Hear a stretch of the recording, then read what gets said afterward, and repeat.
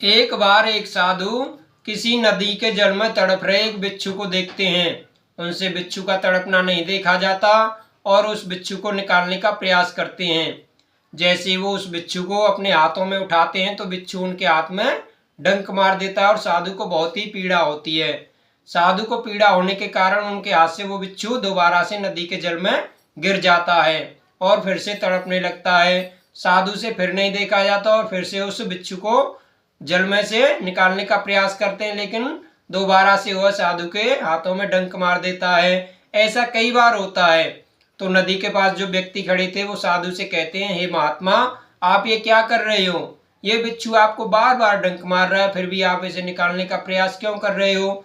तो इस पर साधु बहुत ही सुंदर जवाब देते हैं और कहते हैं, हे भाइयों, यह एक बिच्छू है और इसका स्वभाव है डंक मारना। तो यह एक कीट होकर अपने स्वभाव को नहीं छोड़ पा रहा है, तो मैं अपने स्वभाव को कैसे छोड़ सकता हूँ? क्योंकि मैं भी तो एक साधु हूँ और साधु का स्वभाव होता है किसी भी प्राणी को कष्ट में न देखना, जहाँ तक हो सके उसके कष्टों का निवारण करना। तो मैं भी तो अपने स्वभाव को नहीं छोड़ सकता।